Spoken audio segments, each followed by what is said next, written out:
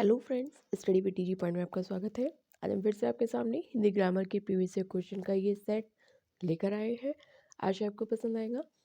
आप जितनी भी प्रीवियस ईयर होती हैं हम उसके भी क्वेश्चंस को प्रैक्टिस फॉर्म में करते हैं।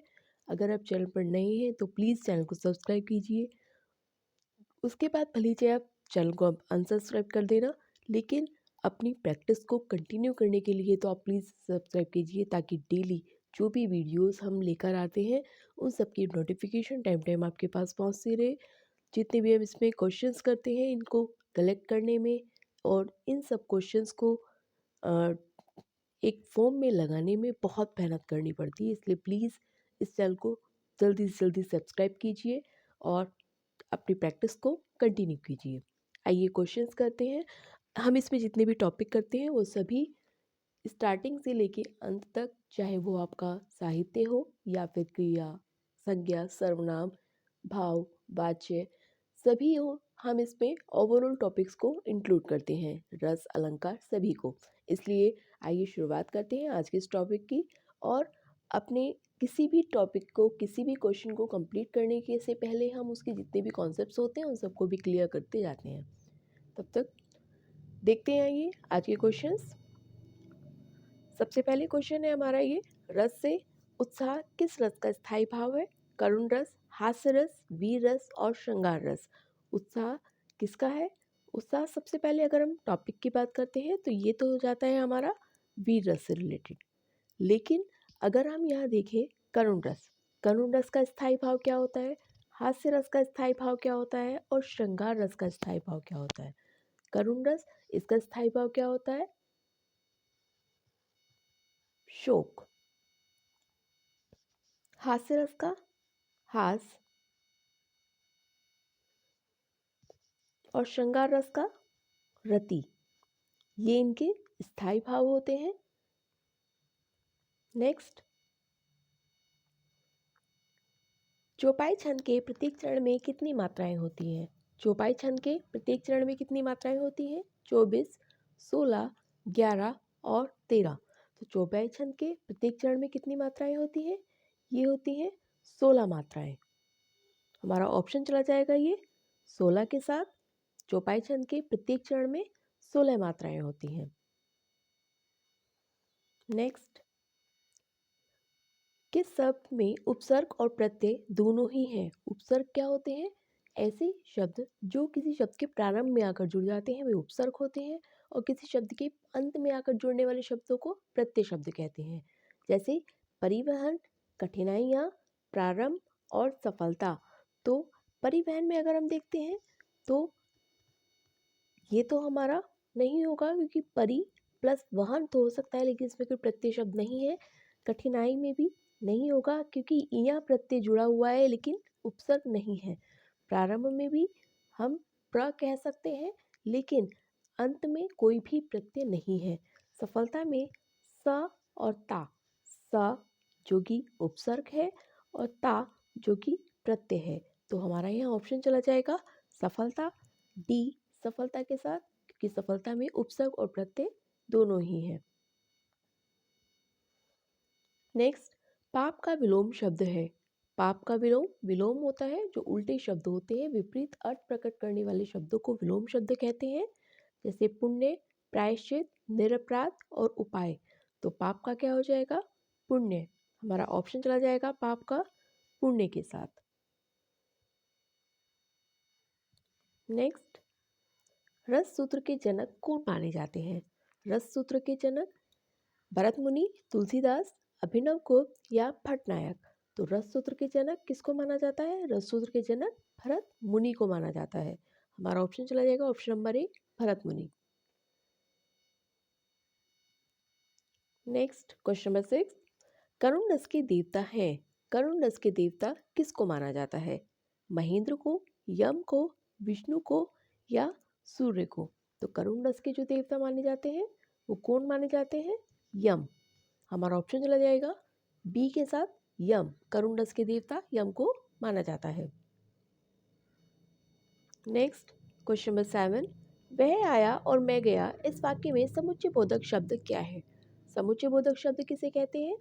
समुच्चय बोधक शब्द दो शब्द वाक्यों को जोड़ने के लिए जिन शब्दों का प्रयोग किया जाता है वे समुच्चय बोधक शब्द होते हैं या कंजक्शन शब्द कहते हैं। कंजक्शन जैसे हम इंग्लिश में बोलते हैं, वही कंजक्शन शब्द को हम हिंदी में समुच्चय बोधक शब्दों के नाम से जानते हैं। जैसे वह आया और मैं गया। इस वाक्य में कनेक्ट दो वाक्य हैं, वह आया प्लस मैं गया। इन दोनों ही वाक्यों को जो शब्द जोड़ रहा है वही समुच्चय बोधक शब्द है। तो इसलिए हमारा ऑप्शन चला जाएगा यहाँ ऑप्शन नंबर सी और। नेक्स्ट क्वेश्चन नंबर 8, हाय अब मैं क्या करूं इस वाक्य में विस्मयादि बोधक शब्द है। विस्मयादि बोधक शब्द कौन से होते हैं? ऐसे शब्द जो भाव, विचार, आश्चर्य इन सब चीज़ों को व्यक्त करते हैं। जैसे हाय अब मैं क्या करूं, तो इसमें जो हाय शब्द है ये विस्मयादि बोधक शब्द में आता है। तो हमारा ऑप्शन चला जाएगा ऑप्शन नंबर ए हाय, जो कि विस्मयादि बोधक शब्द होते हैं। विस्मयादि बोधक शब्द अनेक प्रकार के हो सकते हैं, जैसे कुछ चिंता सूचक होते हैं, आश्चर्य सूचक होते हैं, शांति सूचक होते हैं, हर्ष सूचक होते हैं, घृणा सूचक होते हैं। तो इसलिए विस्मयादि बोधक शब्द भी अनेकों प्रकार में पाए जाते हैं, तिरस्कार में भी होते हैं। इसके बाद हम जो भी टॉपिक्स करेंगे या इसके बाद जो भी हम ग्रामर क्वेश्चंस करेंगे वो हम आगे आने वाली वीडियोस में बहुत बढ़िया तरीके से तैयारी करने वाले हैं। उसे हम जितने भी टॉपिक्स होंगे टॉपिक वाइज हम अपने क्वेश्चंस को लेकर आएंगे। अब डेली आपको एक वीडियोस मिलेगी जिनके द्वारा आप अपनी प्रैक्टिस को धुआंधार तरीके से कर सकते हैं। आपको सिर्फ चैनल को सब्सक्राइब करना है, क्योंकि आपकी कॉपरेशन के बिना, आपके कॉपरेट के बिना करना बहुत मुश्किल हो जाता है। तो इसलिए मेहनत बहुत लगती है। अपनी मेहनत को हम भी कारगर करेंगे और आप भी। जिन अवयवों का संबंध वाक्य से नहीं वक्त के हर शोक आदि भावों से होता है वे क्या होते हैं? ये हम अभी बता कर गए हैं कि जो शोक, घृणा, आश्चर्य इन भावों को प्रकट करते हैं वे क्या होते हैं? वे होते हैं हमारे विस्मयादि बोधक शब्द। तो विस्मयादि बोधक अव्यय होते हैं।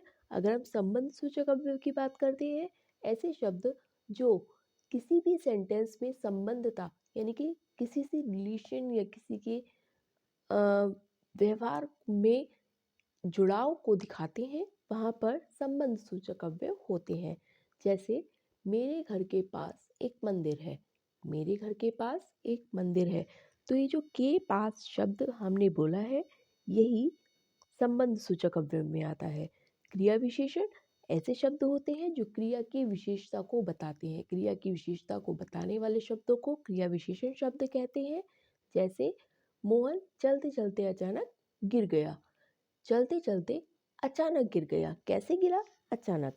तो यहाँ पर अचानक जो शब्द होगा ये क्रिया विशेषण शब्द होगा।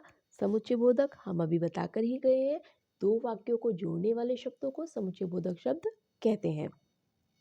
नेक्स्ट, वह पढ़ता है लेकिन बात भी बहुत करता है। व्याकरण की दृष्टि से रेखांकित शब्द को बताना है हमें। क्रिया विशेषण है, ये अव्यय है, सर्वनाम है या संज्ञा है। तो क्या होगा ये होगा हमारा अव्यय। हमारा ऑप्शन चला जाएगा अव्यय के साथ। नेक्स्ट, किसी वाक्य में संबंध बोधक अव्यय का प्रयोग हुआ है, ये हमें बताना है कि किस वाक्य में हुआ है। ऐसा काम मत करो। मैं पीछे गया था। मैं ये काम नहीं करूँगा। मैं काम के पीछे गया था। मैंने ये बताया संबंध बोधक जो किसी रिलेशन को बताता है, किसी के साथ जुड़ाव को बताता है, वहाँ संबंध बोधक अव्यय होता है। तो हमारा ऑप्शन चलेगा मैं काम के पीछे आया था, क्योंकि के पीछे शब्द हमें बता रहा है कि ये इस काम से जुड़ाव दिखा रहा है, इस काम के प्रति अपनी संबद्धता को दिखा रहा है। तो हमारा ऑप्शन चला जाएगा ऑप्शन नंबर डी, मैं काम के पीछे आया था। नेक्स्ट, मैं आज तक परीक्षा में सफल ही हुई हूँ। रेखांकित शब्द को पहचानिए। निपात, विशेषण, सर्वनाम या संज्ञा। तो अगर हम निपात शब्दों की बात करते हैं, निपात शब्द वे शब्द होते हैं जो किसी शब्द वाक्य में किसी एक विशेष शब्द पर जोर देकर कोई बात कही जाती है। आज तक, भी, अभी तक, इस तरह के शब्द जो होते हैं वो निपात शब्द में आते हैं। तो ये तक शब्द हमारा परीक्षा में सफल होने पर जोर देने के लिए बात कर रहा है, तो हमारा ऑप्शन चला जाएगा ऑप्शन नंबर ए निपात पर, जो कि तक शब्द के लिए प्रयोग हुआ है। अगर हम विशेषण, सर्वनाम और संज्ञा की बात करते हैं, विशेषण क्या होते हैं? संज्ञा और सर्वनाम शब्दों की विशेषता को बताने वाले शब्द विशेषण शब्द होते हैं। सर्वनाम कौन से शब्द होते हैं? संज्ञा शब्दों के स्थान पर प्रयोग किए जाने वाले शब्दों को सर्वनाम शब्द कहते हैं। और संज्ञा शब्द कौन से होते हैं? किसी व्यक्ति विशेष या स्थान आदि के नाम को संज्ञा शब्द कहते हैं। नेक्स्ट, किस शब्द में तत्पुरुष समास है? तत्पुरुष समास हमें बताना है। दौड़ धूप, त्रिभुवन, पीताम्बर या मधुमक्खी। तो हमारा ऑप्शन ये चला जाएगा मधुमक्खी के साथ, क्योंकि दौड़ धूप, त्रिभुवन और पीताम्बर ये तो शब्द नहीं है, मधुमक्खी। यहाँ पर हमें विभक्ति चिन्ह का लोप देखने के लिए मिल रहा है। मक्खी की मधु, तो यानी कि मधु किसे कहते हैं? शहद को कहते हैं। तो इसलिए मक्खी के द्वारा प्राप्त या मक्खी का मधु, तो यहाँ पर तत्पुरुष समास हमारा हो जाएगा। नेक्स्ट, क्वेश्चन नंबर 14, वाक्य विग्रह का क्या अर्थ है? वाक्य विग्रह यानी कि वाक्य विग्रह को हम किस अर्थ में जानते हैं? शब्द को जोड़ना। विग्रह का अगर हम देखते हैं, विग्रह का हमेशा ही मतलब होता है अलग करना। तो जोड़ने से तो हमारा आंसर होगा ही नहीं। वाक्य की रचना करना, ये तो रचना करने के लिए कह रहा है, ये भी हमारा नहीं होगा। वाक्य खंडों को अलग अलग करके उनका संबंध बताना, हाँ ये हमारा हो सकता है, क्योंकि वाक्य के खंडों को अलग करना ही विग्रह होता है। और उनका संबंध बताना, संधि और समास बताना, ये भी हमारा ऑप्शन नहीं होगा। तो हमारा ऑप्शन चला जाएगा ऑप्शन नंबर सी, वाक्य खंडों को अलग अलग करके उनका संबंध बताना। नेक्स्ट, पंकज में कौन सा समास है? द्वंद्व समास, द्विगु समास, कर्मधारय और बहुव्रीहि। तो पंकज में कौन सा समास है? द्वंद्व। द्वंद्व में क्या होता है? द्वंद्व में सबसे पहले हम योजक चिन्ह देखने के लिए मिलते हैं, और दोनों ही शब्द में विपरीतार्थक शब्द भी हो सकते हैं। द्विगु समास, पहला शब्द क्या होता है? संख्यावाची होता है। कर्मधारय समास, विशेषण और विशेषी की प्रधानता होती है। पंकज बहुव्रीहि के लिए अगर हम देखते हैं, जहाँ पर किसी शब्द से किसी तीसरे विशेषण और विशेषी की प्रधानता न होकर किसी अन्य पद की प्रधानता होती है, वहाँ बहुव्रीहि होता है। तो पंकज यानी कि पंख में उगने वाला। तो पंकज किसके लिए प्रयोग किया गया है? ये कमल के लिए प्रयोग किया गया है। तो हमारा ऑप्शन चला जाएगा ऑप्शन नंबर डी, बहुव्रीहि समास के साथ। नेक्स्ट, मुझे खड़ा भी हुआ नहीं जाता है, इस वाक्य का वाच्य क्या होगा? कृतवाच्य, भाववाच्य, कर्मवाच्य और अन्य। कृतवाच्य, भाववाच्य और कर्मवाच्य, अगर हम इनकी बात करते हैं तो जहाँ पर कर्ता की प्रधानता होती है वह कृतवाच्य आता है। जैसे सीमा खाना खाती है, अब सीमा के कर्ता प्रधानता दिखाई दी है, खाना सीमा के द्वारा खाया जाता है, तो खाना यहाँ पर खाने की यानी कि कर्म की प्रधानता की दिखाई जाती है। मुझसे खाना नहीं खाया जाता है, वहाँ कर्म होता है। तो इसी तरह से जहाँ कर्ता की प्रधानता होती है वहाँ कृतवाच्य होता है। जहाँ कर्म की प्रधानता होती है वहाँ कर्मवाच्य होता है। और जहाँ पर भाव की प्रधानता होती है वहाँ भाववाच्य होता है। तो हमारा ऑप्शन ये चला जाएगा भाववाच्य के साथ, क्योंकि यहाँ क्या कहा हुआ है कि मुझसे खड़ा ही भी नहीं हुआ जाता है, तो इसके लिए भाववाच्य हमारा ऑप्शन चला जाएगा। नेक्स्ट, निम्नलिखित में से कौन सा शब्द तद्भव शब्द है? खेत, प्रभु, नाथ और त्रिकुटी। तद्भव शब्द कौन से होते हैं और तत्सम शब्द कौन से होते हैं? तद्भव शब्द ऐसे शब्द जो कि हिंदी भाषा में प्रयोग किए जाते हैं और सामान्य बोलचाल की भाषा में प्रयोग किए जाते हैं। तत्सम शब्द वे शब्द होते हैं जो संस्कृत भाषा से जो कि तू लिए जाते हैं और उन्हें उसी रूप में प्रयोग किया जाता है। तो यहाँ पर हम देखते हैं कि तद्भव शब्द कौन से होंगे? खेत, प्रभु, नाथ और त्रिकुटी। तो प्रभु, नाथ और त्रिकुटी ये तीनों ही हमारे तत्सम शब्द हैं, जबकि खेत कौन सा शब्द है? ये हमारा तद्भव शब्द हो जाएगा। खेत का अगर हम तत्सम देखते हैं तो खेत का तत्सम क्या होता है? ये होता है क्षेत्र। खेत का तत्सम क्षेत्र हो जाता है। प्रभु भगवान या ईश्वर को कहते हैं। नाथ भी ईश्वर का ही है और त्रिकुटी नहीं हो जाएगा। नेक्स्ट, प्रेम सागर किसकी रचना है? मुंशी सदासुखलाल, सदल मिश्र, लल्लू लाल, राम प्रसाद निरंजनी। तो प्रेम सागर किसकी है? ये हो जाएगी लल्लू लाल जी के साथ। तो हमारी आंसर चला जाएगा ऑप्शन नंबर सी, लल्लू लाल के साथ। महाभारत की कथा पर आधारित नाटक क्या है? अंधा युग, अंधी गली, कोणार्क या आधे अधूरे। तो महाभारत की कथा पर आधारित नाटक जो कि हो जाएगा ऑप्शन नंबर ए, अंधा युग। अगर हम यहाँ बात करते हैं आधे अधूरी, तो आधे अधूरी किसकी रचना होती है? ये तो मोहन राकेश की है।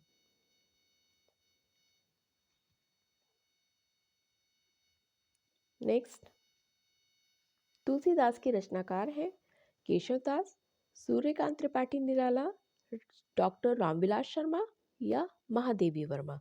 तो हमारा ऑप्शन चला जाएगा तुलसीदास के रचनाकार जो कि सूर्यकांत त्रिपाठी निराला है। तुलसीदास यहाँ पर एक रचना है, इसके रचनाकार जो है वो है सूर्यकांत त्रिपाठी निराला।